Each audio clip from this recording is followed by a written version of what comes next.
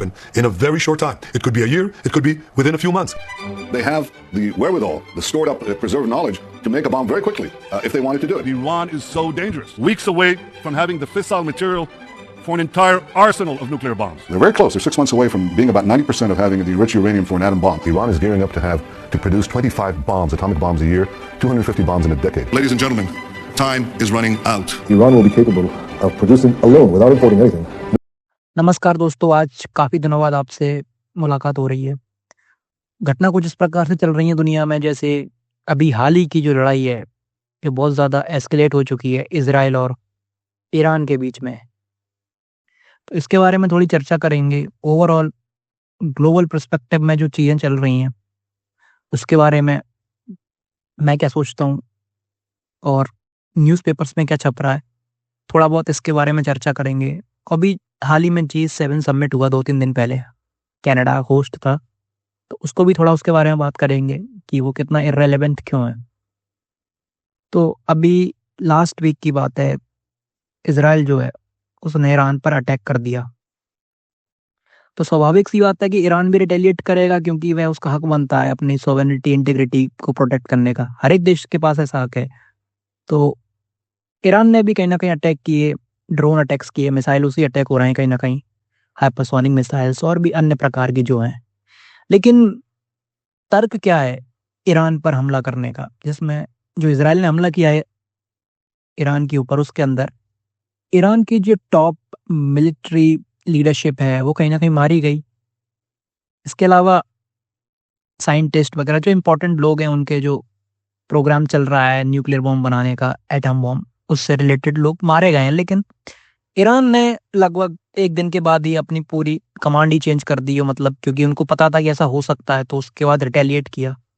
लेकिन बात ये नहीं है, बात ये है कि पिछले लगभग जब से इरानियन रेवोल्यूशन हुआ है 1979 का, खुमैनी जब से पावर में आए, ठीक है, तो कि इजराइल और दूसरे वेस्टर्न कंट्रीज कहीं ना कहीं हिपोक्रेट कंट्रीज भी कह सकते हैं हम, कहीं ना कहीं काइंड ऑफ इनको कंसिडर कर सकते हैं, क्योंकि इनका इतिहास ऐसा रहा कि न्यूक्स यानी कि न्यूक्लियर बॉम्ब्स वगैरह बना रहा है ईरान, और ये मिडिल ईस्ट की स्टेबिलिटी के लिए खतरा हो सकता है।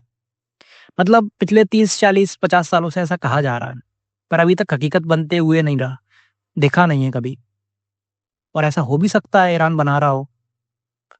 लेकिन नेतन्याहू, जो कि Benjamin Netanyahu, who is currently enjoying his brothers heroic legacy, Yonatan Netanyahu एक ऑपरेशन में मारे गए थे, उन्हीं के भाई हैं जो बेंजामिन नेतन्याहू। तो कहीं ना कहीं वो उनकी हीरोइक लेगेसी को एंजॉय कर रहे हैं, और करप्शन से बचने के लिए, इन सब चार्जेस से बचने के लिए कहीं ना कहीं लड़ाई छेड़ रखी है, कहीं ना कहीं खुद को बचाने के लिए। ये भी एक तरीके की थ्योरी है। तो उनका 1995 में इंटरव्यू था, उन्होंने कहा कि बस Iran is few weeks away और a week away to make a nukes, कि कुछ ही हफ्ते दूर रह गया है ईरान एटम बम बनाने से। उसके बाद उन्होंने 2002 में भी कहा, 2005 के आसपास भी कहा, आप पुराने एडिटोरियल्स सर्च करके देखिए ChatGPT ग्रुप पे या फिर गूगल पे, आपको मिल जाएंगे आर्टिकल्स, इंटरव्यू। 2012 में भी कहा, 2017 में भी कहा, और अभी कुछ दिन पहले 2025 में फिर से कहा है। पर वो पिछले 50 सालों में और लगभग पिछले 30 सालों में तो वो एक हफ्ता नहीं आ पाया है। हो सकता है ईरान को टाइम लगे, बना रहा हो, लेकिन इजराइल के पास कोई हक नहीं है ऐसा बोलने का, क्योंकि Israel have already a nukes, और Israel not even signed a NPT को साइन नहीं किया। आप एनपीटी सर्च कीजिएगा, समझ में आ जाएगा आपको क्या है, पर ईरान ने कर रखी है।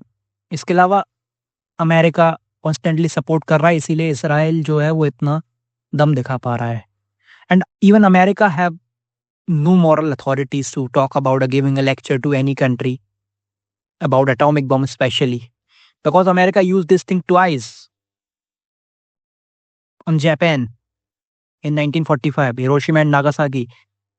तो ये भी चीज है ना कहीं ना कहीं, लेकिन सब चल रहा है। इसके अलावा डोनाल्ड ट्रंप इतना अनप्रेडिक्टेबल प्रेसिडेंट है यूनाइटेड स्टेट्स का, पूरे इतिहास में पिछले 250 साल के देखा जाए तो लगभग वह सुबह बोलता है कि दोस्ती कर लेते हैं, मतलब आप उदाहरण से समझिए, सुबह बोलता है कि दोस्ती कर लेते हैं, किसी एक पार्टी से, फिर दूसरी उसी पार्टी से बोलता है शाम को नहीं नहीं अब बात नहीं करनी।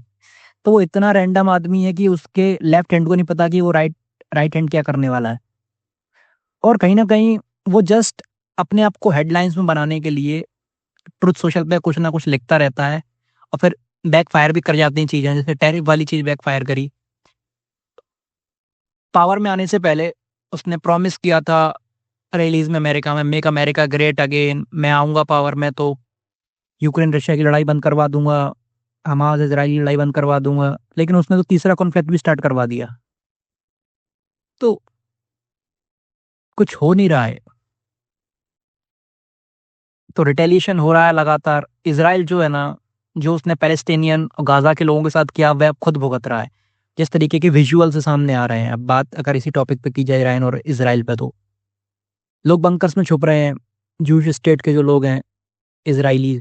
अब उनको समझ में आ रहा होगा कि कैसा लगता है, ढंग से नहीं, क्योंकि उन्होंने कभी ये सब चीजें झेली नहीं है। अब झेल रहे हैं क्योंकि ईरान जो है ना वो उतना ही पावरफुल है जितना इजराइल, और उससे ज्यादा ही बैठेगा। तो आप किसी कंट्री को प्रवोक करोगे तो ऐसा होगा ना। और इजराइल लगातार प्रवोक कर रहा है ईरान को हमला करके, विक्टिम कार्ड भी खेल रहा है कि दुनिया देख रही है। दोहरा चरित्र है कहीं ना कहीं, इट्स काइंड ऑफ हिपोक्रेसी,